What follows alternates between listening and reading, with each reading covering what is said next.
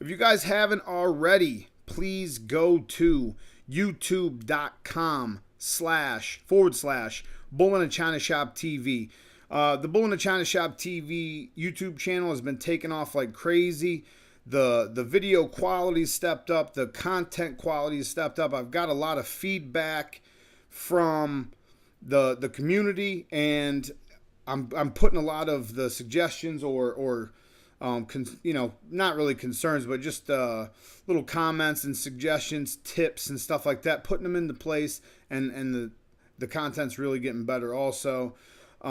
Stud features, kennel features, event coverage, vlogs.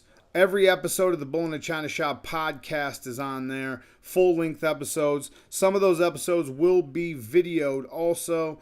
Some will not, obviously, when I'm talking to somebody on the phone in a different state, different country. That's not going to be, we're not going to have video of that. Full audio will be on there, though.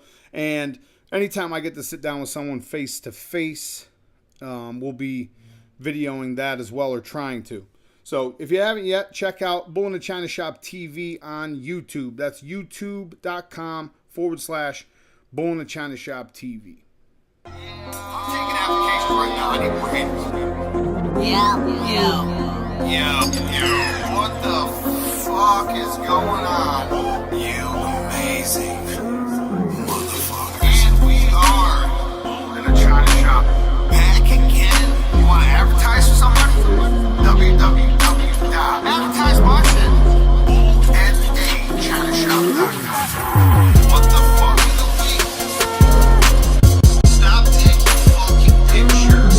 The public is going to be hosted by yours truly, Ty Lonely Time.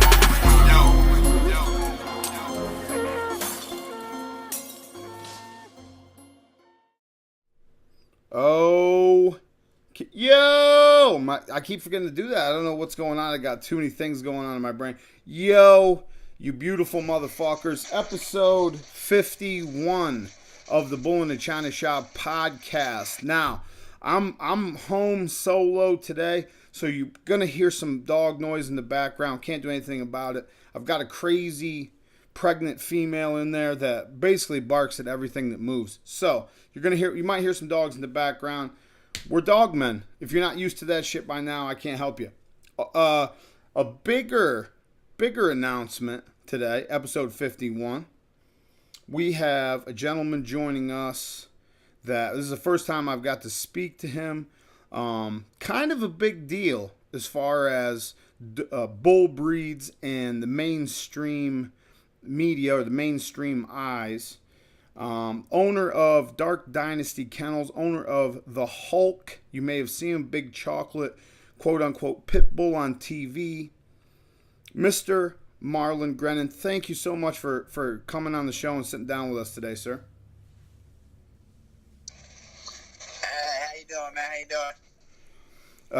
Man, I'm doing fantastic. The show just allows me to have conversations with people I normally wouldn't get to sit down with or have conversations with, so I'm just happy we get a chance to chop it up today.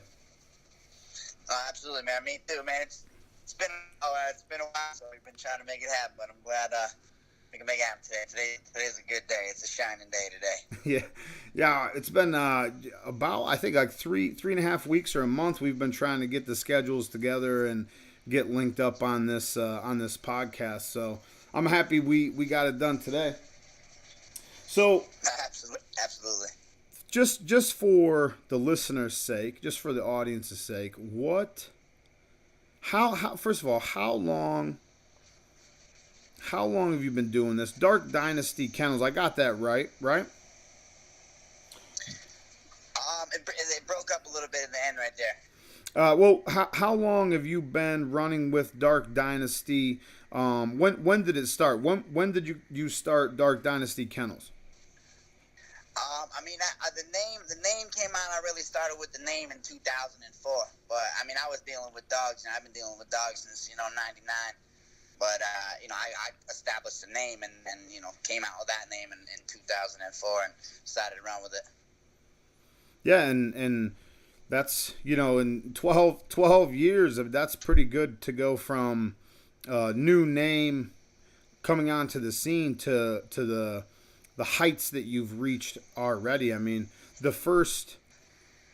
Well, first of all, when did you really get discovered? I mean, we all know about the Hulk and his rise to fame. I mean, he's on every TV show and news. I mean, you guys got a Netflix movie, for fuck's sake. I mean, it's definitely on a whole different level as far as the mainstream goes. Like, when did that start?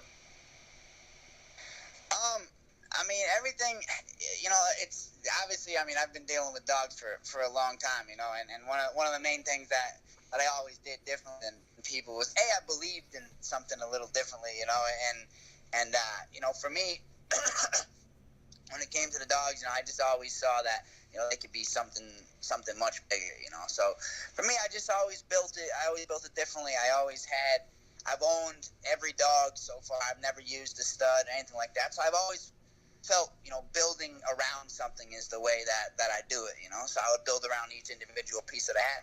I wasn't really too into breeding dogs for a while until, I was more into training dogs. And then, it's kind of made sense. I just got tired of getting dogs that I didn't like, So I just came into it in that sense, But when everything really kind of came, it was, I don't know, it was about 4 years ago. I think it was like 2013 or something like that.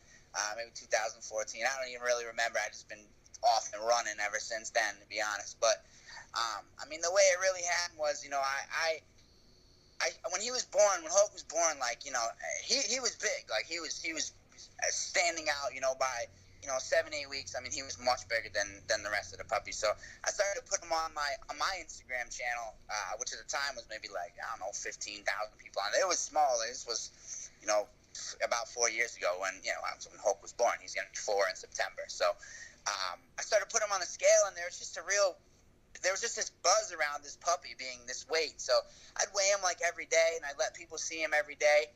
And then, my mind started working as people really got so, like, involved in watching this dog on the scale every day that, I decided, well, when he's 6 months old, I'm going to stop showing you, and I'm going to make you wait until he's a year old. And, so people started making bets and, wanted to know how big he was. It just made the buzz even bigger, and this was long before, like, the media and that stuff had come. But this was me really building myself in the dog world, really, which, I'll get to later. But, before all the fame happened, everybody in the dog world loved me. There was none of that hatred, none of that stuff. But right. we can touch on that part later. Right. So, right. As when he hit a year, I came out, I did what I said, I weighed him, publicly. He was like 100, I think he was like 163 pounds or something when he was a year. So when I came out and I weighed him then, that's when he blew up in the dog community, and everybody just started hitting me up about wanting to use him. And, and even at that time, when he was 6 months, I had said, I'm going to do his first 3 breedings I'm going to do for a low price, and then I'm going to put him at 20,000, just to get that out the way. That I never changed his stud fee when he got famous, none of that. I left it at 20,000. I actually didn't want people to breed to the dog. I always wanted to keep my dogs exclusive. I didn't want everybody to want to breed to him and be able to breed to him. So I figured put it at an astronomical number, and nobody would want to do it. This was before I knew that he would become the most famous dog around. And then it was almost become easy at that point. But when he blew up there, I just started filming him a lot more and putting a lot more on him, and a lot more of my game plan was about Hulk, and really just as I was training him, I implemented using Hulk Smash and just things that I knew were going to be interesting and different. And obviously I gave him the name Hulk for a reason. A dog has to have an interesting name. You can't name your dog Fred and expect that everybody's going to want to run around talking about this dog, So I say that shit all the time, man. I wanted to make a big splash with this dog. That was the whole purpose of the whole thing. I built it as it went. So right. Once he really took off in the dog world, like I said, I focused a lot on him, and I was filming this video with him in my house, him and his dad, Ghostface, in the hallway, and it was like right when iPhone slow motion just came out, and it was really cool to watch the dogs bark in slow motion, So I filmed this video with him, and I posted it. I just called it Prehistoric Pit Bulls, and I just posted it, and next thing I know, it was like people just started to, like, a news person, like, I think, like, the Huffington Post had, like, hit me up or something about wanting to post it, and, you know, different media sites started coming to me. I looked at the video, and it had, like, 5 million views in, like, the first, like, a few hours, you know, so it was, like, it was just insane. To me, at that point, this was, like, almost before viral was really even, like, a thing, you know, videos doing those kind of views, it almost, like, wasn't even that real yet, you know, so. Right, especially dogs, especially bull breed dogs. I mean, a cute English bulldog puppy or a cute French bulldog puppy or something. I mean, you might see a few million views or whatever, but a couple of massive dogs jumping on a guy's chest in the hallway, or you standing behind them holding them, or I can't remember exactly what the video is. I think I know what you're talking about though, but that type of video definitely wouldn't be something that you think would hit 5 million something in the first few hours, or, you know? Right. I mean, exactly, you know? So, I mean, but something that I had always done before, you know, before it got to that point was how I built my, you know, how I marketed my dogs. Like, I would advertise my dogs in, like, a ballet magazine. I would advertise my dogs literally everywhere. There was no off limits to me. There was no, like, there's rules to this. Like, well, the dog people say do this. And I didn't give a shit what dog people were talking about. I was going to do it my way or the highway. I didn't care. You know, so I advertised in a lot of different ways. So I knew I had different types of eyes on me. You know, so that's in a way how I knew things would push, you know. So, but when I saw that actually happen, you know, and that part went viral, that was when I did the next video because I showed the world that there was these monstrous dogs, and, you know, they would bark, and they almost looked out of control, though I was holding them, and obviously they were in control.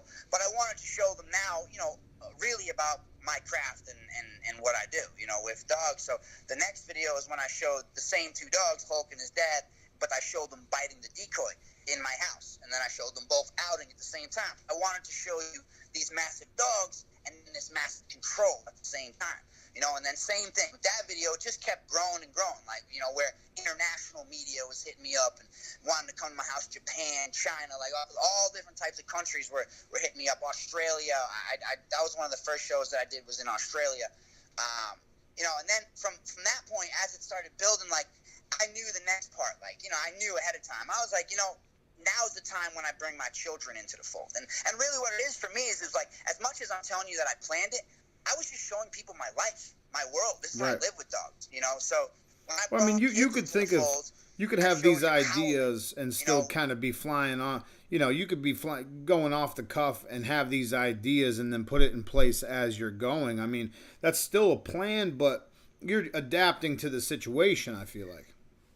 You have to, you know, because I couldn't. You could have never expected what happened. You know what I mean? Like as it happened, like, you know, you envision fame, you envision this stuff. But when it happens, like, that's when it becomes so real that it's almost overwhelming at a time. But, you know, in it, it's you know, I was just moving forward with it, and like you said, adapting and changing. That's my whole philosophy on life, man. That's my whole philosophy on training is adaptation, is flow. You know, so you have to be able to flow and move with what's coming.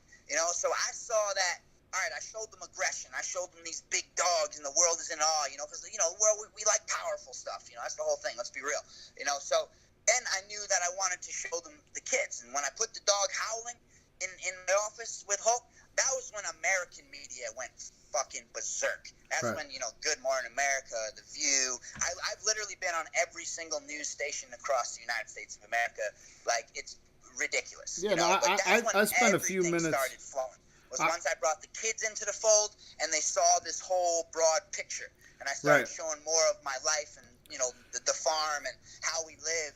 You know, that's what really actually to this day, 4 years later, that's what made it sustain, and it's much more than this internet sensation. I mean, this is world fame. You know, that's what became. I travel without people, you know, being around me and taking pictures. I mean, it's ridiculous. Right, you know, right. But from that point, you know, that was when it really, really took off. Was when we brought the kids into it and we completed that circle. And from there, it was ride the wave and figure out how to capitalize. You know, visualize, capitalize. Yeah, I spent a few hours when I hit you up about being on the podcast. I spent a few hours since then, just looking through some of the media stuff and looking through some of the videos that you guys have done, And from what I see on there, it's a lot of videos with the kids and the family. It's a lot of videos of the dogs training, and you know, I'm a little knowledgeable as far as protection training and bite work and stuff like that goes. From what I see, the dogs are under control. I mean, you definitely have the commands and the outs and stuff like that. That's definitely there, and The phone is cutting out a lot right now. I can barely hear you. oh, it's crazy because on my end it's crystal clear. I can hear you just fine. But Now I can hear you. I just noticed that, you know, a lot of the videos that you guys have up on your YouTube channel, on Instagram, you know, even in the media that were done, are with the family and with the kids. And so you saying when you brought the family and kids into the scenario is when the whole thing really took off. I think that people need to see, one way or another, they need to see that interaction between these dogs, because they see big, powerful, hulking dogs, and they don't see, sometimes they don't see that side of them, the family side of them.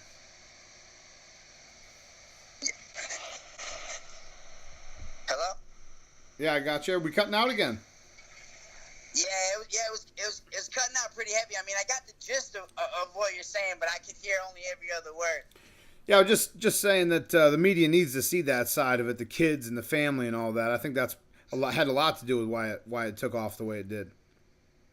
Yeah, no, absolutely. I mean, you know, see, the whole thing is with protection dogs, you know, to start that conversation is, you know, this is just a misunderstood craft. You know, most people in the world, there's literally 5% of the world that actually knows anything about protection dogs. Most people just playing.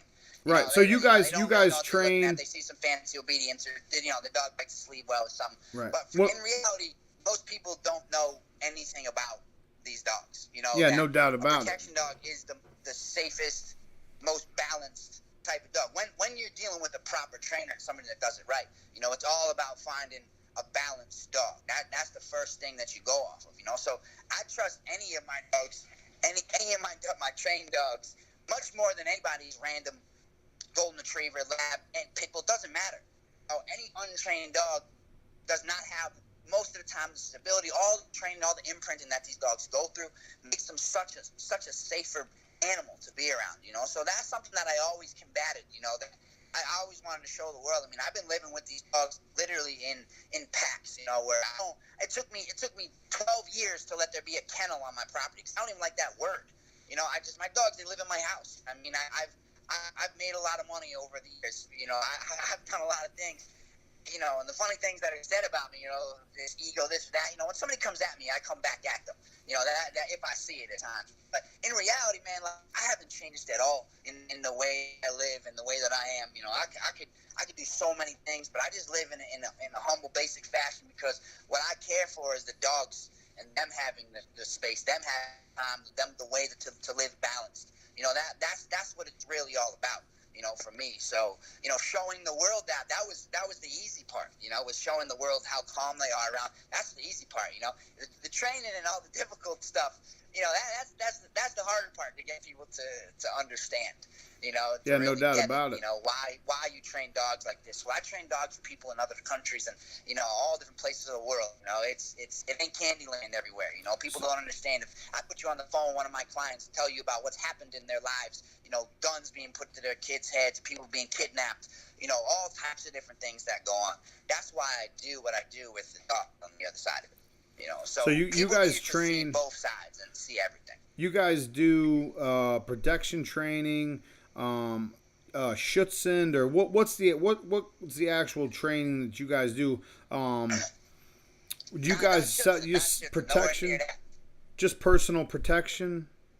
Oh yeah, all due respect to Schutzend or sport people or whatever, but no, this is personal protection. These are street dogs. You know, these dogs are meant for the street. You know, that they're you know, I train dogs for people all over the world in different areas. You know, so I'll do executive dogs. You know, with, you know, any bit of obedience that they need. You know, but stability in the dog is the first thing, you know, that we look for and that we sell. But I sell street protection dogs. You know, I have zero interest in dog sports or, you know, winning a plastic trophy or hanging out with my friends on the weekend, you know, to train some dogs. You know, this is a business for me, you know, and I do this for real to, you know, keep people safe. You know, that's what it's all about for us. So protection dogs, personal protection dogs is what we do. No doubt.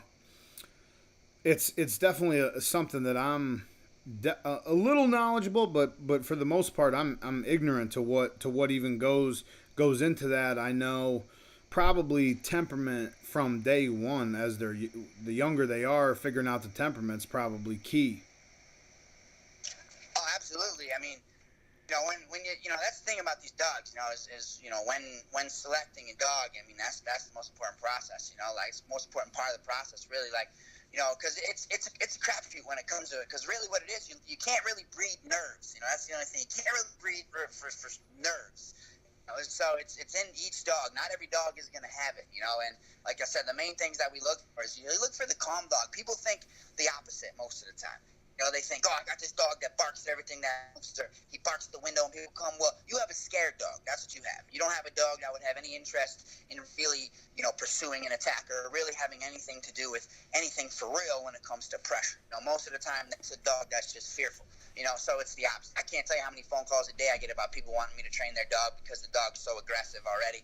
Well, I'm like, listen, you need to seek local training and have somebody help you with your dog, because actually you have a dog that's terrified. You know, not a dog that you should be looking to train for protection. You know, so we look for a very different element, you know, when we're looking to train, you know, a protection dog. For a dog to have obviously high drive, you know, but it doesn't mean a dog is imbalanced.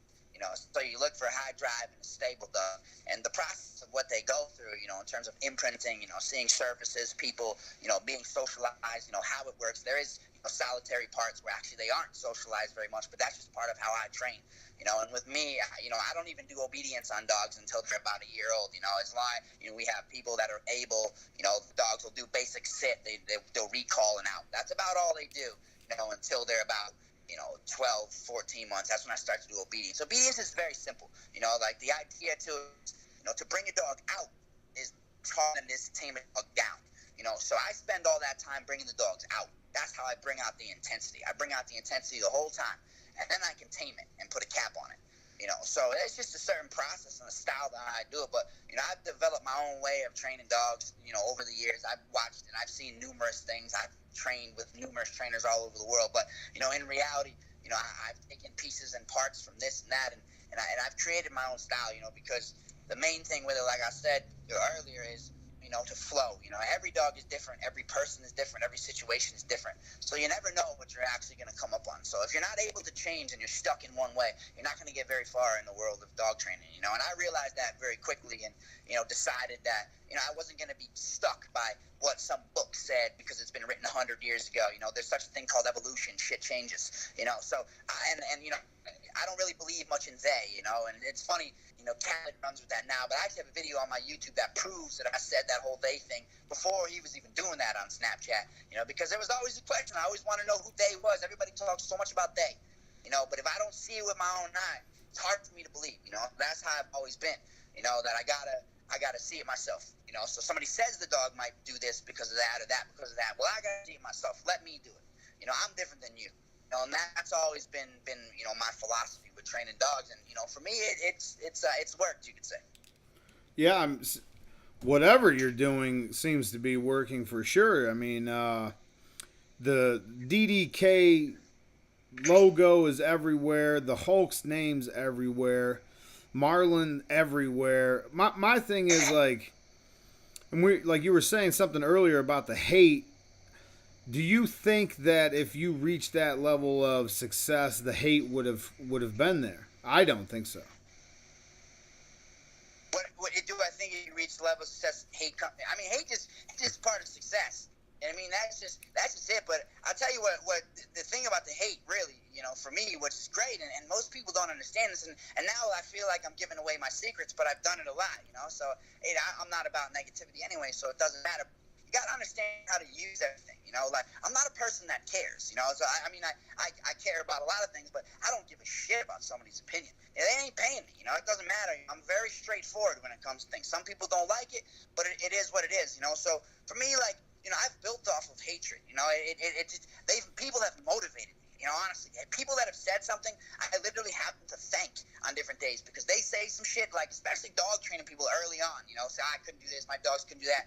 They made me go out and do so many different things that pushed the limits that made my dogs succeed.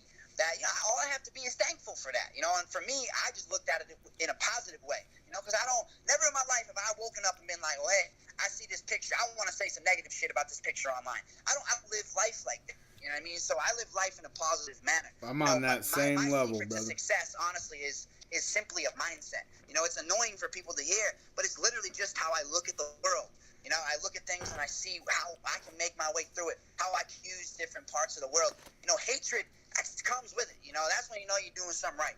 I knew, like, you think I didn't know that, all right, in the beginning, everything was flying, everything was positive. It was amazing to look and see, like, all this mainstream. You saw ABC News, all these sites that are normally bashing these dogs, running a positive story. So, to me, like, all these people that are like, oh, he's not a pit bull, this pit bull, that, I never got where the hell they were coming from, because regardless of whatever the hell it is, and we can talk about the history of these dogs, because you damn well I don't know every bit of history between these dogs. I do, but my point is, I never lied, never mixed one dog, not once in my life. If you don't know the history of these dogs, it's not my business to come out and explain everything, to the world. That's not my business. And I also tread it very softly around that topic because, the other ADBA and the whole Eddington murder case, and you never know what happened there. So I watched my ass, when it came to different things like that. I'm not familiar. Hold on. Back up. Let's back up to the Eddington murder case. I'm not familiar with what you're talking about. Please elaborate for me and the people listening, please. Well, now I'm established, there's security in my life and different things, it's all types of shit, So it's stuff that I didn't was my business, to really talk about, a lot of the time, But there was a man, Edgar Eddington, years back, if you can, the people can really. I don't want to tell his story, but the people can research the man. Just Google Edgar Eddington and read about how there's still an unsolved murder to him, because he was a suspect in, 30, 40 years ago, with, some crookedry inside of the registries and the mixing of dogs, or so they say. And to this day, they claim that it's not true. So, there's a lot of controversy involved in that. And why, for me, what happened was, I became the center. And obviously, no dog in the history of dogs, in reality, has done what he did, and be around the world and run around the world like that. So I knew how it was going to blow up, But like I said, like, if you didn't think I didn't know that I hit every stereotype on the head to the general public, come on, I'm not going to sugarcoat it, and for the whole world, I'm not the least bit racist person at all in any way, shape, or form, so that don't even carry on with that chaos. But I'm just going to point out an obvious fact. I'm a colored person with tattoos from head to toe, with pit bulls, who trains them for protection. You don't think that's scary as hell to the public? Right. So to the general public, that's terrifying. So for me, how it rolled through the eye in the news was incredible. Like, it was so positive. And what it was as people spoke to me, throughout my whole life, I've always been fine every area I go, animal control. Anybody comes around, because you might see an image, but the second you hear me speak about dogs, this is deep-rooted business. That my heart exists in this, and I've been involved in this for a long time. So the second I started talking, it just kept going. And, to be honest, the world, the right people started loving me. That was the biggest surprise for me. Just how you basically put a dog on national fucking TV who normally in every other situation that type of dog's on TV scares the fuck out of everybody's viewing. You put that dog on national TV and made him look like a shining example of what these breeds are. A multifaceted, multi-personality, multi-purpose family companion, and you've actually got him professionally trained to protect the family if some shit does go down. I mean, it was just a surprise to me how that converted so well and looked so good on national TV. It was just a positive media buzz for bull breeds in general, in my opinion.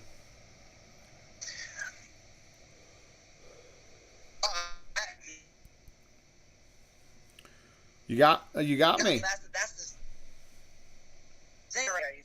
Can you hear me? Yeah, I got you. I don't know what's going on with these Wi-Fi's, but we'll have to get that figured out. Obviously we can't do anything about technology or whatever, but I can't believe the positive media storm that was around that, and then to see some of the negative reactions from social media and the people viewing that shit was just mind blowing to me. Well, yeah, I mean, you know, it was mind-blowing.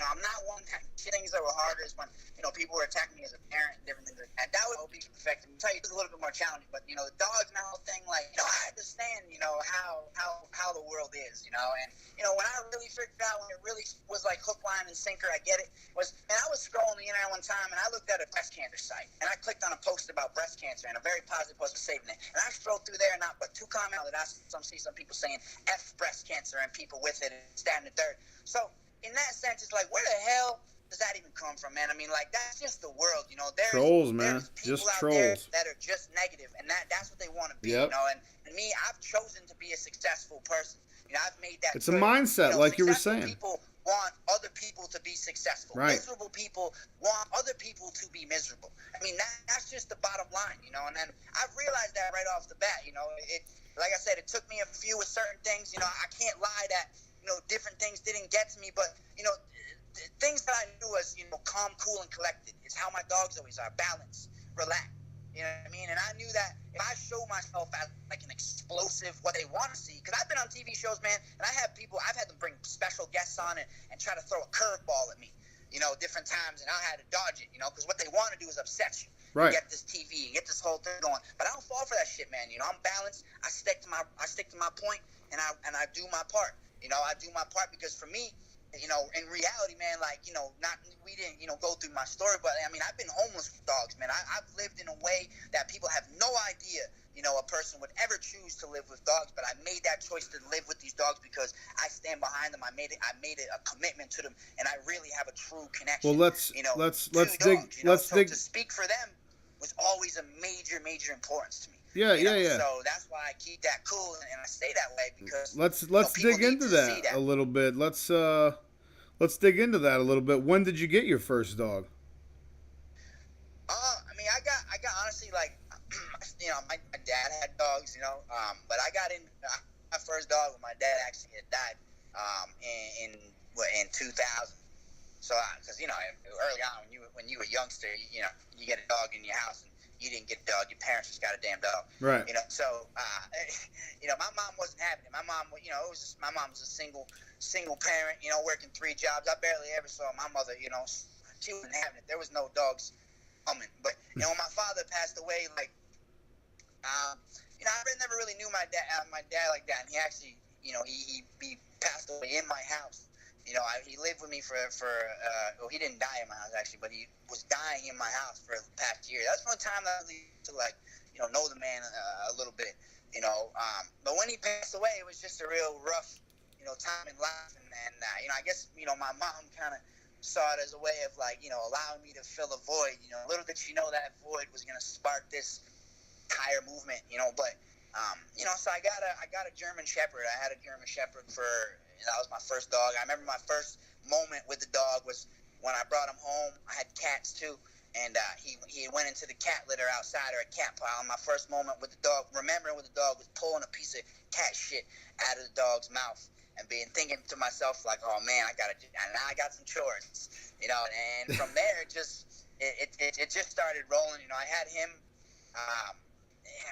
It was 4 years, where I was into, I started looking at sport dog training, that whole thing. So I viewed that world very early, where I saw Schutzen and a little bit of protection, because I had a German Shepherd. So it was kind of you read about this dog and you learn about what they do, so, but when Pitbull kind of came into the fold, was maybe like a couple years later, and I ended up getting the dog. Like I knew about them, but I wasn't too into them like that, where I didn't know too much about them.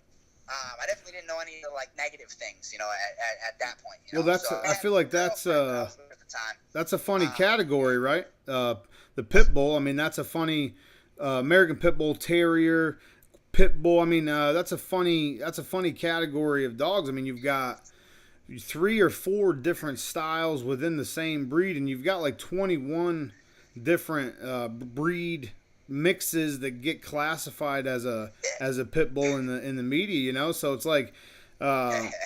Did you when you first started? Did you have like the ADBA style American Pit Bull Terrier?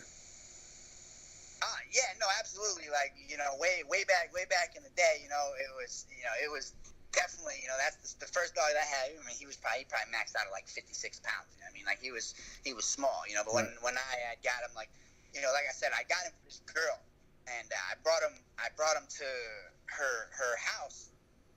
Her parents and all that, where the dog was gonna live, and they just started freaking out. All of a sudden, like I was like, "What the hell, Like, why are they freaking out? It's a tiny little dog. Like, who cares? Like a little dog on the face. Looks like he's cute. Like he was just a puppy. But they were like, "No, you can't have a pit bull here. This, that, and the third. Like, the whole thing." And I'm like, "Well, damn." So she's like, "All right, well, I can't have the dog." So I remember calling these people back and being like, "Listen, I'm gonna have to bring this dog back to you. I already got a dog. I'm not trying to have another dog. And, and he's like, all right, well, we're doing something right now. Bring the dog back in the morning. Hold on to him for the night. I was like, all right, figured that'd be simple enough. Yeah, right. And that gets into the whole who pit bulls are and who I am now and how I know that, I am a damn pit bull, So now, obviously, it's much different. But at that point, that was when I fell in love with the breed in mere hours alone. And it was over. I mean, it was over with. Right. I mean, I was like, this dog ain't going nowhere. Shit, I have 2 dogs now. Right. At that point, I was in a very rough patch in my life. Where I wasn't living like I live now. It was very, very, very different. I was right on the brink of being homeless for the second time. Whereas, it was where I lived. There was, I kept. It was hard to find places to live with just one, and the point of where, I got kicked out of my house younger and all that stuff. So I was on my own, I'm not going to get into all that detail, but, I was a young kid and I got pushed out of my house, early. So I lived on my own. But, I basically would have these 2 dogs and I would travel with them. That's how I would get around. I had a skateboard and 2 leashes and, they would just pull me all around, from town to town, so, as time went on, like, I just liked the dog. I was into the dogs, and I remember seeing one of my friends had got this dog from Muggleston Pit Bull Farm. Well, this is way back, and years. So I saw his dog, and he had this blue dog from one of the dogs over there. I forget who the dog was off. It's been too long, but that was when I saw the blue, and I'm like, oh man, just like everybody else in the world, I'm like, oh, look at that blue, like, oh, I like that. So that was a craze for a minute. That blue was a craze for a minute. Whatever you want to call it, But yeah, when I saw him, and that's when I was like, yo, where'd you get him? I started asking him questions, and at that point I didn't realize, well, shit, a dog could be like $4,000. I was like, damn, like I didn't really know like there was any like business behind it. You know what I mean? So I'm sitting here like. I'm like, at one point, I'm kind of like, well, that's kind of crazy. But then at the same time, I'm sitting there kind of thinking, and I'm like, it's kind of interesting, like. So at that time, like, I'm like, okay, well, maybe I get these 2 dogs. I get one, I name him Deja Vu, and I had this whole like cliche little plan. And so I bought one dog. I bought my dog Cassius, and I brought him in. And, like, he was little, and I had high expectations that he was going to be, like, this 90-pound dog. He's actually the father of Ace, who everybody knows now. But he, I thought he was going to be this big dog, really, when I first brought him in. But I brought him in and fell in love with another dog, And so now I had, these 3 dogs in my house. And like I said, I wanted to just get another blue female. But at that point, the me started taking over. And I'm an obsessive person. And that's what I believe is what brought me to where I'm at, is obsession. It's because I went through that phase where, man, I looked at every single dog on the internet, man. I have seen them all at that point. Literally, I saw them all. Like I looked through every single dog I could find, and I started coming across these red dogs and, dagger dogs. And I started seeing all these different dogs. Like you said, there's so many different variations, which at the time, like, listen, even way back then, these dogs were classified called pit bulls, period. So the people that think it was me are fucking out of their mind, but so it's always been that way. Always. I mean, the Chevelle stuff, the Peterson stuff, all the way back to Muggelson stuff. Muggelson stuff was 110, 115 pound blue dogs that were called pit bulls. You know what I mean? So definitely didn't get. It was never in the light. Yeah, right. You know what I mean? So right. That's what did it. You know what I mean? But I started looking at dogs like, you know what I mean? Like, and literally, like, man, I was like a mad scientist in my room. Where like I had pictures. I'd print out pictures of a dog. I'd cut out a head.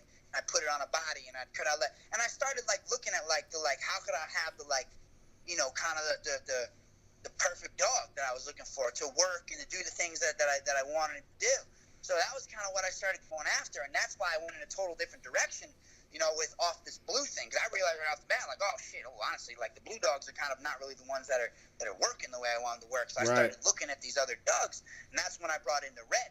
And I'm like, all right. And at that point, even way back then, like, I don't know if you know the dog for like cat, but red people and blue people, now they get along a little bit. But way back in the day, that was like two fucking worlds. It was like, it was like Republicans and Democrats. Stay over there. That was like pretty much how it was. They didn't cross. It was like taboo to breed a red dog to a blue dog. But again, the me kicked in. I didn't give a shit what other people were doing. I had a vision. I knew what I wanted to do. And something from the beginning, I was like, all right, I'm going to own all these dogs. If I want to use a stud, I'm going to buy the damn dog. I'm going to go to the source. So like that's how I always did it. So I started to, build my own thing, with my own dogs, with building a name and growing with it. But I did so much research on, the bloodlines and what I was using and how they produce and how, the tall dogs. That's another thing that I wasn't afraid of. That's how I got to a big dog. Everybody at some point was like, dog got to be short, dog got to be under 19 inches, dog got to be under 25 inches. It's like, I didn't care. I knew if you want a big dog, you need length. So that, like, you need tall dogs are big. But early on, I spent years breeding the red, breeding through, a lot of the, early on with like the red, Chevy, Dagger, Peterson, Camelot, Red Lion. Like, I bred a lot through that stuff, but I always had used my other blue dog, in the beginning. I mean, like I said, people would never want to cross the dogs over. That was one of the first breedings that I did, one of my blues, my Cassius Tamaya, who actually Cassius Tamaya created Mia at the time, and then Mia in general created Gianna, and then the Hulk fell out of Gianna's belly. So it all is connected. And I mean, it's all obviously it's all connected. People that know pedigree, you can follow. Right. But, so the Hulk is 4 generations of your stuff. Then the Hulk's the 4th generation. Right. Exactly. So I mean, on one side, exactly, and that's the funny thing is, people want to give credit to this or credit to that. It's like, listen, like, there's always a vision. It always takes a person to come and put it together. I've never been a person that's like, well, I never bought a dog, or I didn't use this, or I didn't use that. Of course I did, but so did everybody else. Everything comes from something. So there comes a point when you walk away from that point. But for me, like, I also, like, when I went and got, Ghostface, who is Hulk's father, I sought him out. I knew exactly what I needed at that point, because like I said, I started early. I knew that I had Chevy and Dagger. And Chevy and Dagger also being in the same pedigree too was rare. Chevy and Dagger didn't get along. All stuff for the new people that don't know this stuff, they didn't really get along like that. Those are two like kind of rivals of the weight pull world. Right. So having those two dogs in a pedigree was interesting. That was something that I had early on. So I knew generations down, 3 generations in, with what I had bred, the thickness, how I had kept the bone structure, I knew that what I needed was a tall-ass Chevy dog. So that's when I went out and got Ghostface. But when I called him, man, like, I wasn't like, hey, I need the first pick, like this, that, and third, like most people call me. Look, I call it like, listen, I need the longest dog that you got. I don't care what pick it is. I mean, I just need the longest dog with the longest legs. That's what I need. you know, and that's exactly what I got. And to keep it real, you know, like at that time, I paid $1,200 for Ghostface.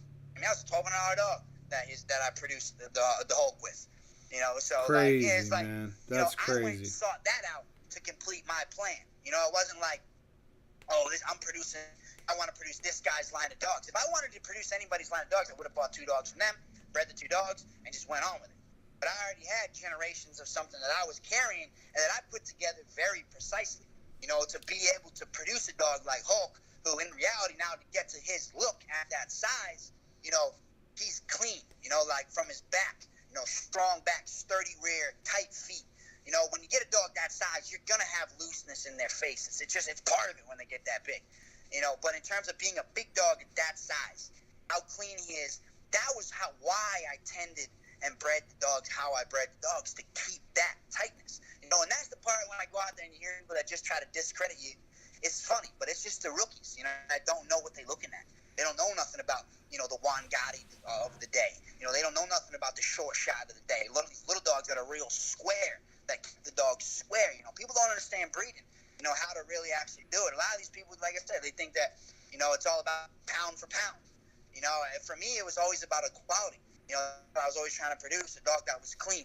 You know, I never wanted to produce these dogs that were ridiculously wide or their feet get all crazy. And, you know, I always wanted to keep my dogs so they could work, because in the background, like I said, what I was always doing first was training dogs, you know. So Right. that was what I did. I was after the ultimate man stopper. That's where Hulk came from. I wasn't after like, hey, I'm going to run around the world with the world's biggest pit bull. That's not what I was after at all. But was You know, was that size a factor though? I mean, were you trying to get as big as you could get at the same time of trying to keep it fairly, you know, structurally sound? Were you trying to get that fucking crazy 200-pound size at the same time?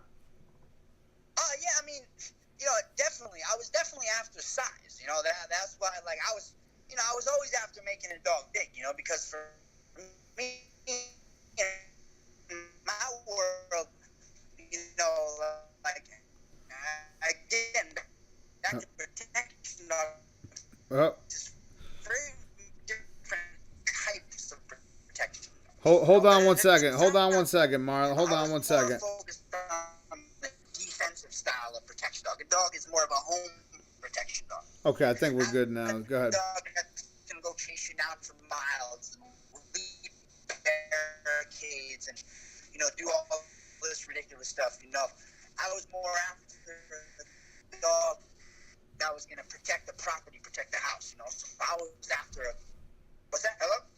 Yeah, I got you. Go ahead. Hello? Yeah, I got you. Go ahead. I mean, yeah, like, for me, like I said, like, you know, I wasn't after, like, this title of the world's biggest pit bull, you know. That just came, and to be honest, the media created that. They did that, you know. I named a video that. You think I'm the first person that named a video that online? Right there. You know, If like, you look, you know, there's probably 40 me, of them. I had a bigger task involved, you know. I trained dogs. Like I said, that's what I did. You know, that was my passion.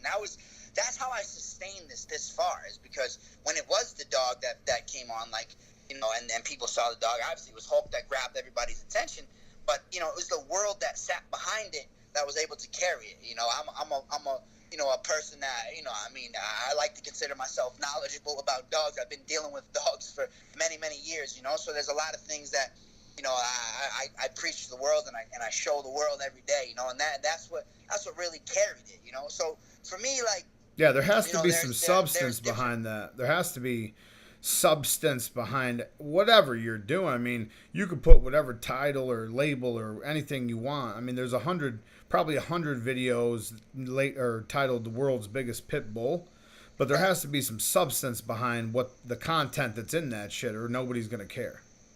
Right. I mean, you know, and to touch on some dog world things, you know, because I know this will probably be in some dog forums, you know, like. One of the main things that always bothered me about the dog world was, like, you know, you got all these dogs out there that are like these, like, OG dogs of the dog world, and it's like, man, there'd be 7 pictures of those dogs for the next 10 years, and that's all you're gonna see. Right. You know, so for people to say when people are like, oh, I did this trick or that trick or this, man, I take thousands of pictures each day. If I'm not there taking them, they're being taken. You know, they're outside doing photographs right now. You know, we take thousands of pictures every day. I show videos I've showed my dogs on every angle, you know. So for all the people that think that, I've never had a person in my life see Hulk and not be like, holy shit. You know, like, you know, never. Like, everybody, oh, my God, he looks so much bigger in person. And to me, that's almost like insulting, you know, because, I mean, I feel like I put a lot of time into what I do. Oh, you know, bro, I feel the same way. Look great, you know, but in reality, nobody's ever been disappointed. His dog's in front of millions of people. You know, last time I was in Times Square, he probably took 1,500 photos, you know, inside of an hour, you know, just sitting in one place. So it's like, you know, he's accessible by the world, and I've never had anybody, he's never disappointed anybody, you know, in terms of his size and in terms of, you know, how we promote and carry dogs. You know, it wasn't my fault that, you know, nobody else knew how to promote or how to sell their dogs. It's not my fault that I just did the promotion better. You know what I mean? People can be mad at it all they want, but, you know, I just did it differently. I didn't stick to the book. I wasn't like, all right, hey, I'm a plumber by day, I'm going to breed dogs by night, and I'm going to go outside and take pictures just like everybody else. I'm going to go on this board, and I'm going to talk back and forth about when I'm going to go to a dog show and, you know, see whose nuts are bigger at a dog show. I don't give a shit about that. If you ain't paying me, I ain't playing. You know what I mean? It's pretty much as simple as that. You know, I've always been that way. And you know, the way now and why, like, people are like, oh, why isn't Hulk at dog shows? Why don't I take him there one day? I've never went to dog shows. Show me where I went to dog shows in the past. Why all of a sudden do I just pop up at dog events all the time? You know, I go to events when I'm paid to go. Like, I got an event that I'll go to that I'll give it a plug. I'm going to the Wolfaroo in Canada, you know, in August. I think it's August 11th and 12th, right? So I'll be over there. But I get paid to go to these events. You're talking, you know, I get $15,000 a day to be at places. You know, so why am I going to go to a random dog show right now, you know, when in a sense, you know, half the dog community are the people that I stepped away from. You know, I lost so many friends in this process, and, you know, different things, you know, over numerous different reasons. But, you know, honestly, like, half the people in the dog world, you know, they hate negative people. Yeah, so that's it's like, a fact. I don't have no reason to bring wherever I go is going to be an event. If I go to a dog show, that shit is made, trust me. I say I'm going there, I can reach 95 to 110 million people a week. If I say that, people going to show up. You know, so I just never felt, you know, unity, you know, with anybody in the dog community. Very few people, you know, I mean, like, very few people that I've stayed and I'm still connected with. And I mean, I'm blessed for those people, you know, but in reality, man, I saw how many snakes there was real quick. And I still see it to this day. I mean, I still see people all the time trying to, you know, they'll say something here and there. And I can literally click that person's name that's got some negative shit to say, click it and hit my message box. And I can see their messages with them asking me for this or asking me for that. So, I mean, it's just, I'm not that guy that goes out there and really likes to blow people up, unless you really deserve it. You know, a couple people out there really deserve it, and they'll get it. You know, but I roll in a positive way, man. So it doesn't really do anything for me. So what is it like right now? What is it like being Marlon Grennan with Dark Dynasty Kennels, owner of the Hulk? What is it like right now? I know you're busy because it took fucking month to get, you know, an hour, which I'm, you know, like I said, I'm thankful for because I'm busy too. I'm just glad the schedule's lined up. But what is it like right now with all that media attention? Man, to be honest, like, I mean, at this point, you know, we've adjusted, you know, to the life where, you know, like I said, like, you know, it was crazy at first, you know, but I mean, you know, when I travel, you know, I travel with security and you know, like, it's weird, but, you know, I have a bodyguard, you know, when I go places, and, you know, that's just part of my life now. I mean, bro, I can barely explain it, you know, like, it's almost impossible to explain. It's just like, take your life from just a basic life and then throw your life into a hat. And in reality, this is a true fact. This is not an ego thing at all. This dog is literally more well known than most red carpet celebrities. I mean, that's a fact. You know what I mean? Like, it's ridiculous. You know, the amount of people from soccer moms, the kids. I mean, I'm talking, we're not talking the dog world. We're talking the world.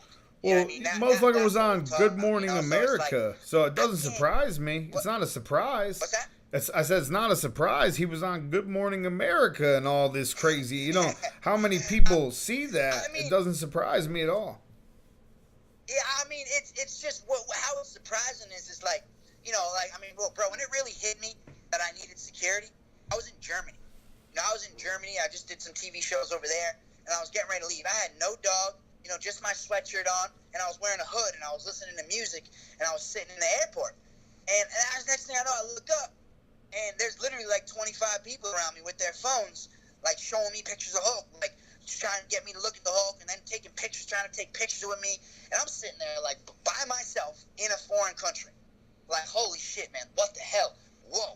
Like, I don't even know where I'm at. People are like, no, like, so that was when it hit me, when I was like, all right, I have to, I love this, like, it's fan love, but at the same time, all right, this is a bit scary. You know what I mean? Like, I'm going to walk down the street, and, 5,000 people know who you are. I don't know who any of them are. That becomes a security problem. So that's when it hit me, when it was like, all right, this is fun, but, you have to prepare yourself now, to travel. No doubt. And, ever since then, man, I mean, especially when Hulk's with you. Man, like, it's unreal. Like, if anywhere I go, with the dog or without the dog, I'll be in, like, I just came back I was in Myrtle Beach a little while ago, and berserk on the beach, like, people screaming when they see, like, it's chaos, so, like, when I travel back, I'll go through little towns, and, like, I was in some random towns in the middle of North Carolina at times, and I'll stop, I'll go to the gas. I'll tell you, not one time did I get out of my car on my way back from that time did we not get recognized by somebody, whether it was in a town with a population of 105 people or a town with a population of 300,000 people to 1 million. Like, it's just, you can't even explain it. It's unfucking real. And I'm blessed. I'm so blessed for everything that's happened and the positive things that it's done for my life. But at the same time, it is very heavy to carry. Now to where, like, everywhere you go, you got to be ready to smile. Everywhere you go, you got to be ready to take a picture with somebody. Everywhere you go, they're going to want to talk to you about dogs. Somebody always wants something from you. People always expect this, so, I mean, it's always something now, but I'm blessed, man. I'm definitely blessed. Well, I can't even, like, what's crazy to me is a lot of people that are doing this want to be in those shoes, but I don't think most motherfuckers can handle it, to be real honest about it. You know what I mean? Nah, I mean, that's the reality of it right there, and that starts a debate for people that work a 9 to 5. They want to work for themselves because they think they can work whenever they want. Listen, you go broke with that mentality. Yeah, like, you work for yourself. You work 24/7. I mean, like, it's not a 9 to 5. This is 24/7. When you work for yourself, it does not stop. This is 24/7. I have dogs. Right. And I can't wake up on Sunday and be like, all right, hey, I'm not going to pay, the dog walkers, or I'm not going to take these dogs out today just because it's Sunday, everybody take a break. Like, it doesn't operate like that. It's literally 24/7. And when it comes to what media does to your life, like, we can talk about that for a second. I mean, media is its own thing in itself. Media, and I have a producer, so we produce a show, and that's the whole thing in itself. Because when you get to a point where you don't control everything, that's when different things come out. Like like to touch on, all right, like, a lot of different stories come out about me. Like, I walk through the supermarket, man. I've been in freaking People magazine on the damn cover. I've seen myself on the cover of that shit. I've seen myself in the National Enquirer like 6-7 times. 5 times they write a positive story about me. 2 times they're talking about what a terrible human being I am. I mean, it's unreal. Because all media wants is a story. It doesn't really matter what just it a is, headline, as long right, as it's going to sell and there's a bit of grain to the truth. Or they twist the word, or they turn it however they want to do it. That's all that there is to it. So, like, different stories that had come out, like one story that I know had come out, and it was done by my producer. Like, I was a part of it, so I knew what was being said, but I said it in the proper way, and but when people came out and started thinking that, I sell a dog for $500,000, it made a lot of problems in terms of, like, the IRS and different shit like that, but, I dealt with all that since now, but, I mean, it was a little bit of an issue in the beginning how it all happened, because it was not true, it was. Nobody ever said in that video, did I make $500,000 on a litter of regular dogs? What happened was, my prestate come to me and they were like, well, we want to make a video. We want to make like $1 million litter video. And I'm like, well, I'll tell you, because, the dogs, they're not worth $1 million.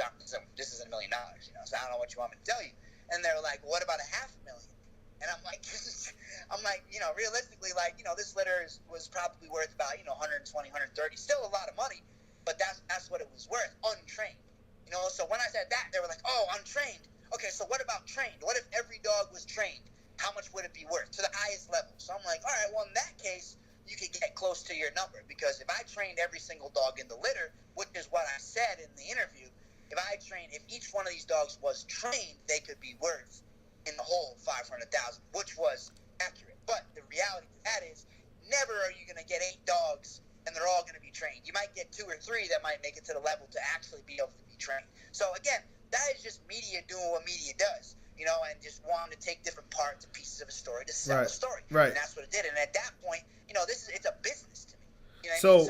So like, I make money. This is how I make money. This is we sell things. So to me, as long as, you know, the truth was there and I was telling the truth, you know, it didn't really matter to me. You know what I mean? It's because how it comes out, I realized I didn't control certain things. You know, so like half the things that were written, you know, like I didn't have full face control of it. Right. You know? No doubt about it. It's like I don't control the New York Times. I don't control the New York Post. I don't control America. Good Morning America. You can't control how anybody takes National Choir. Takes a quote out of context. You know, you don't get any control how people quote shit and take it out of context. You know, if somebody's gonna take, anybody could take anything anybody says and twist it up and make it sound like it's out of context. I mean, you could do that to anybody. I know for a fact I've said some shit on this podcast. If people wanted to take out of context, they could twist that shit up and do the same thing to me. I know for a fact. So I definitely understand that. Like, that probably would be the biggest challenge, is not necessarily worrying about what you say, but just being conscious of no matter what you say can be twisted around and used against you. Absolutely. I mean, the thing is like that's gonna happen regardless. You know what I mean? But it's like when you get to this level, you know, like I mean, like I could walk down the street and literally, like, I mean, I have that damn TMZ bump into you, you know, like, and they'll just start talking to you or ask you questions, like, it can come from anywhere, you know. So you realize the fact that you always have to be prepared and always ready to talk. But for me, like, the whole thing was, you know, is why it doesn't matter why I always did so well on live television and I was never afraid to do all these things, is because this is real for me, man. This isn't a gimmick. This is the life I live. This is reality. All I'm speaking on is my life. I'm just speaking facts, you know. So it's like I'm not out here, you know, trying to create some story, you know, every time.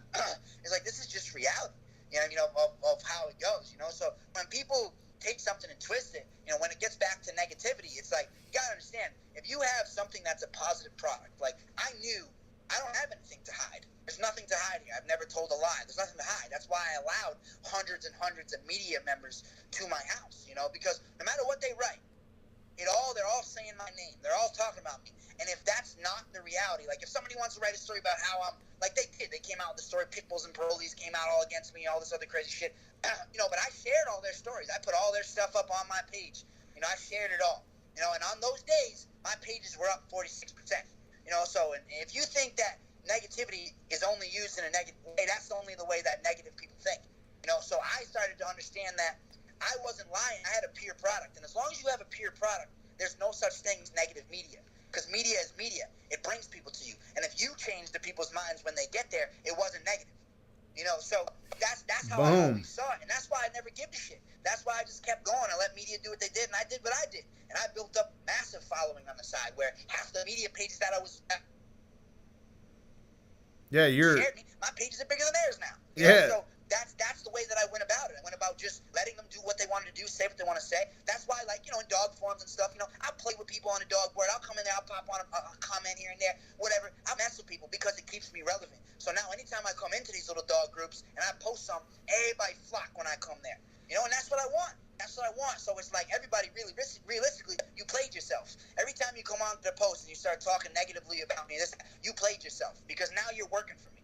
And that's what I want. That's literally what I want. And I can give that secret out because there's enough dummies that aren't even going to hear it, and they'll just keep coming with it, which is great. I'm working, you know, because in reality, I get paid off views. I get paid off revenue. I get paid off monetizing my life. So I can sit still. I'm still getting paid. I got paid through this whole conversation. I go to sleep. I make money. You know, so you can say whatever you want. That's all that matters. Hey, as harsh as it sounds, and as direct as it is, that's life, man. That is reality. If you are not in the business of making money or progressing or getting to the next level or moving forward or evolving in some fucking way, you are behind the curve. You are behind the curve. You are falling behind. But speaking of that, where do you see Dark Dynasty in 5 years?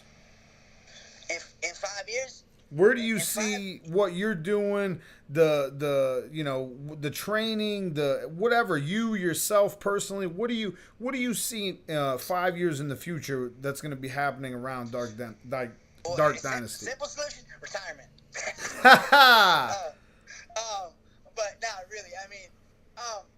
I mean, obviously, like, you know, I have a multitude of goals in what I do. You know, I'm a realistic person. You know, just to touch on this to get it out of the way for people. You know, because it's always such a sensitive topic. You know, when people talk about money. But if you don't like money and you're not after money in your life, you're lying to yourself. Because every single person is. Everybody on earth is after. You cannot do shit on this God's green earth without that green money. You can't do nothing. Money is power. It elevates you to where you need to be. Some people settle, but trust me, once that pension runs out, once that retirement runs out, what you going to do? You're going to go back and get a job, and you're going to keep climbing. You're going to keep trying to get money. From the richest man on Wall Street to a bum on the street. What they trying to do? Trying to get some change, do whatever he's trying to do. My man's watching his money over here. So I'm just a person that doesn't lie to myself. That doesn't take away from my passion and my love for what I do, because I love to survive, and I love to climb the chain of where I'm supposed to be in life. Right, So the whole goal for you know most, you know, for most of us. backwards. My bad. I didn't mean to cut you off, but the whole goal for the majority of the world is to turn what you're passionate about into your income. You see what I'm saying? So why such a crazy backlash when a man is passionate about creating? Like for me, what I do, I create custom made, beautiful looking, companion dogs. So if I'm passionate about that, why is it a problem for people for me to turn my passion into an income? And value what you're doing at whatever you want it to be. You Right. know, that's the whole thing. But to answer your question of where I want to be in 5 years, the reason why I said the money thing is because I'll tell you where I want to be in 5 years. I'm trying to be a billionaire. Being a millionaire is boring. You know, there's a lot of millionaires in the world. I need to be a billionaire. That's what I'm trying to be. So, With a B. You know, I got a lot of brands and different things that I'm growing, you know, in terms of franchising my business, you know, growing, you know, the products and different things that I'm doing, you know, the television show, you know, from books and different things that I'm going to be releasing, you know, to building my children, you know, so they carry on the legacy, you know, to you know, setting everything up, you know, that's what I'm doing, you know, giving this dog a name and a legacy, carry on forever. You know, but in 5 years, man, I'm fucking tired. You'll never see me on Facebook. I'll have a fucking Nokia phone. I won't be on Facebook. I won't be on social media. I won't be anywhere. You will not be able to find me unless you know me and you got my phone number. You know, and I will be disappeared to the world, hopefully, just chilling, living my life. That is what I'm trying to do, because realistically, right now, like, yes, I love what I do throughout my day, but I have to be real with the world. When it gets to this level, you might not dream of this level, but when it gets to this level, it gets very, very heavy, you know, and it's not really something that I want to carry my whole entire life, to where I want to set it up to where, you know, I can put it down on some foundation points and I can walk away from it, because not walk away, you know, let it build and do what it does. But in reality, this whole thing has been birthed inside of my head. You know, anybody that builds a business, you're going to build your business. You're gonna build it up to a self-sustaining level, and you're gonna walk away. You're gonna have a couple fucking Mai Tais and a nice fat cigar, and you're gonna enjoy your life. I mean, that's the whole goal. That's it. And in doing that, I've set up my family's legacy forever.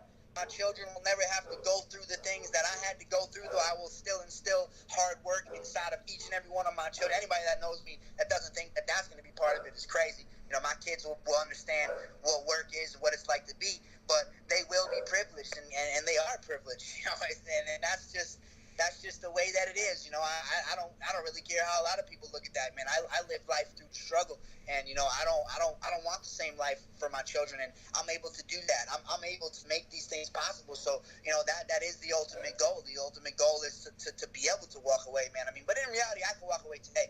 But you know, I just have a lot more things, you know, that I need to do. And like I said, you know, being a millionaire is boring. You know, I mean, you got to get to the next level. You know, and I'm building a big house. It's been a process, and I actually did. You know, I got into doing it, and I put in a road that was like, I mean, ridiculous amounts of money. We did that, and you know, I put on hold, because a lot of things, you know, when it comes to big business, you a lot of things don't go as planned a lot of times, so you got different things Right. that you got money tied up in, or you got money here, you got money there, you got this plan that's got to come through, that's got to come through. I mean, there's just so many different parts. I mean, I talk about big money, I'm talking about millions, I'm talking about big money that I've been invested in different things that I know will, create massive different parts of things that, that I need to do, so it's a careful process. So if I want to be able to walk away from into the sunset, I've got to do it right. I got to set up each point and each thing right. And and that's what I've been doing, because in reality, man, like, I fell into this when it happened. I didn't expect it to blow as fast as it did. And one of the most things you hear the most when you talk to any business person is something that blows up too fast can crush you. And that's what had almost happened to me at a certain point, where I got used to money and being a certain way and spending money a certain way and living a certain way, that it almost collapsed with a lot of things that were not happening. Just to let out something of the inside, to out, which I don't care about. People realize that you live and you learn. That's part of life. I'm a person that's honest. I don't care to tell the truth, and it's part of it that people should hear. That it's like you can make millions, and then all of a sudden wake up and realize, holy shit, I got to go back and make some more money. That shit can happen, and it can happen quickly. $1 million isn't shit. Let me tell you that. So. I've been awakened through a lot of parts of this, and I've had to, adjust and put in the right people. And I've also been burned by people, and I've been fucked over by people, because at this level, there's sharks like you wouldn't even believe. When you're talking about millions of dollars, that's where the real world of greed comes in. Right. So that's when you have to be. We're not talking about. I can't even imagine, deal man. With somebody, or I'm making a puppy deal. We're talking about I'm making a deal that people are going to make millions, potentially billions, and they'll rip you off and run the other way if you don't have the right stuff in place. And at different times, I didn't, so I lost millions at different points when I should have made different points. But, I capitalized, I lived, I learned, and that's part of it, man, and in reality, any success plan normally is like 10 years, I'm 4 years in, I'm way ahead of the curve, I'm skyrocketed in 4 years to be where I'm at. I remember saying, hey, I need to make $1 million, 6 years ago. Like, see, the thing is like, everything that I say, if people go back and actually want to follow it, I knew Hulk was going to be a big deal. You can confirm all that. There's videos of me that I made, right when he was a puppy, long before all this stuff in the woods, like this, a man in the woods, set out to change the world forever, with this dog. I was dead serious, with how I was doing it. I just didn't know what that was like when it actually happened. But I knew with the passion that I had for dogs and how much I love and care about these dogs and what dogs can do, I knew it was something that would sustain and stand forever, and shown to the world in the right way. It would take off, like no tomorrow. But and it never did, and it did. Imagine these heights, But yeah, like and I've been, I'm blessed, and I'm beyond thankful, man. Man, I've been following. I mean, we've been friends on Facebook before that shit kind of blew up, and I was seeing Dark Dynasty stuff on the old message boards, years ago. So I've been kind of following the story myself, and just to see the transformation and the fucking absolute bubble that you got shot into, it's crazy, man. It's crazy for me to see, and it's something that's inspiring, man. It's inspiring to everybody. If that shit's not motivational to you, if this is not motivating to you to do something and put a plan in place to make something happen, I can't help you, man. If this isn't motivational, I don't know what you need to motivate you, because it makes me want to push even harder with the podcast and the YouTube channel and the shit that I've been doing. So I just appreciate you coming through and keeping it real. Like that's my biggest thing. As long as people keep it real and tell me, and at least tell the truth. I don't give a fuck if you tell every detail. We don't need to know every detail of life, but I hate hearing people give you bullshit pre-record, almost like a pre-recorded answer. You know what I mean? So I just appreciate you keeping it real and giving us some insight about the life that you're living after this media blow up, because I know 2 years ago it had to be crazy. I bet you can't take Hulk out anywhere still. I bet it's crazy.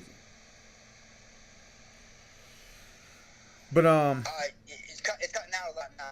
Yeah, no, I was just saying thanks for being on the show, man. I respect what you do. Anybody that's pushing bull breeds in a positive way, especially to the mainstream and not just other bull breed people, I'm behind it, man. I support it. I got nothing but respect. Nah, man, I appreciate it, man. It's definitely, for me, you know what I mean? Like, another part of it, man, is the fans, man. The fans are unbelievable, man. I literally can't even tell you. Like, I mean, I get thousands and thousands of messages from people that are just telling me how their view has changed on these dogs and how they love what I do and how inspired they are and motivate. I mean, that shit motivates me right there. Right. When people are inspired by me, I'm inspired. And that's like just daily. So it's just like it's constant swirling bubble of inspiration and motivation, and that's what I'm all about. You know what I mean? That's why, like, I believe anything is possible in the world, man. Like you said with this show, and man, just keep pushing the shit. Just keep bringing people on and keep talking, keep being real, keep bringing that shit out there, man. Have a vision, just fucking go and get it. You know what I mean? Like that's it. I appreciate that, man. That's all there is to it. That's all I did. There's a star inside of every last person. It's just how they access it. You know what I mean? Like that's what I truly believe. So if I can inspire people, I mean that's a blessing, man. You know what I mean? That's what it's all about. I want to inspire the world. I want to live in a better place. I want to live in an inspiring world. Ain't nobody want to live in a negative, dampering world, except for negative, dampering people. But even those people, I never hate people that hate me. I love them. I love you. If you hate me, I love you because you need it. Like that's just what it is. You need love. You need positive energy. You need change. So no matter what it is, you need that. So right. That's what I try to give to the world. To me, it's much bigger than even dogs at times. It's brotherhood. It's unity of the whole entire world, and that's what I've been trying to accomplish. In terms of a bigger picture. Is bringing people together and letting people see truly, like I mean, literally, like. There's a lot of it out there, but I mean, this is literally a rags to riches story. I mean, I remember having $76 in a bank account, man. I mean, my business is worth millions now. Right. I mean, it's like. And I feel like dogs break down, border. I mean, they cross borders. They bring people from all over the world together. They break down barriers, nationality, race, profession, society. All these barriers that are put into place by whoever get broke down just by sharing a common interest, which is the dogs. You know what I mean? So I appreciate you sitting down with me, Marlon. I definitely, it's nice to have an insight into that world, man. It's nice to have I actually was thinking maybe you coming back for a second episode just to talk more about the training, the protection training, because it's not something that we get a lot of exposure to here on the Bull-NA-ChinaShop podcast. Yeah, I mean, I actually have to get on another call soon. But yeah, we can, man. I can definitely, man. It was a good time. I enjoyed chatting with you, man, and I always enjoy, the ability to be free and let it be heard. I mean, because a lot of people want to run with shit and they want to assume shit and think they know me because they this story, that story. It's like if you want to know the man, come to the source. And no don't doubt come about to it. the source on a comment board or something like that. You can listen to where it's real, to where I really speak. And it's that's what I appreciate. So I mean, I appreciate you giving me the opportunity to be on the show and I mean to chat with the people. I know you'll spend your time pushing it and putting it out there. So I mean, I appreciate that. Yeah, we'll definitely get it out there and get it as many ears and eyes in front of it as possible. I'll share.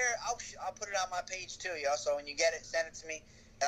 I'll put it out to a couple million people there. Yeah. It'll be. I publish every Wednesday morning, and the whole goal is to create a space where people can speak their fucking mind, say what they need to say. I don't want to hear. Like I said, I just don't want to hear the fake plastic answers, man. So anytime you get a free hour and you want to chop it up about personal protection, shoot me a message. We'll definitely have another sit down. I enjoyed it. No, absolutely, man. It was a good chat, and yeah, I mean, I started filming the TV show again this weekend, so it's gonna get a little hectic. For next I was just about to say that. Plug everything you got going on right now. The Netflix, the website, plug. Go ahead. I'm sorry. I cut you off again. I was just saying plug everything you got right now. The new Netflix movies on there. the YouTube, your social media, whatever you want to plug, contacts, whatever. Go ahead and plug it. Yeah, sure. No, definitely. You can check out our show. It's Dog Dynasty right now. It's I know it's available on Amazon Prime. I believe on Hulu as well. A couple episodes are still on YouTube. I'm not sure what the deal is with Netflix yet, but I've been hearing things about it. So I mean, I'm sure it'll get done soon. I'm one of the people in the background there on that one sometimes. But you can follow us on Instagram. It's at Dark Dynasty K-9s. Facebook at Dark Dynasty K-9s. YouTube at Dark Dynasty K-9s. We're verified on YouTube, so little blue check mark, you'll know it's us for sure. And the rest of my accounts will be verified soon as well. I also got a new website that's coming out. It's going to be IamTheHulk.com, as well as I have DarkDynastyK9s.com. So, I mean, check all that out. It's a whole mouthful, but basically just search Dark Dynasty K-9s and you'll find everything. Show on YouTube as well called The Hulk Traveling and Moving Around. It's a little crazy. Huh? I said basically just search Dark Dynasty K-9s and you'll be able to hear everything. Basically, all you guys to do is Google it. All you got to do is say Google it, Dark Dynasty K-9s. You'll find me everywhere. Find everything. All right, sir. I appreciate your time. Oh, man, you got it, man. It was a good time, man. And we'll stay in touch. And when I get back, we can talk more. We can talk more about training, whatever you want. Maybe sometime, you can come up and we can do a filmed interview so we can have a real connection. It's not as, yeah. That's exactly what I was going to say, too. I want to come up and at least have a sit down, maybe make an appearance on the show. But I appreciate you. I appreciate your time, sir.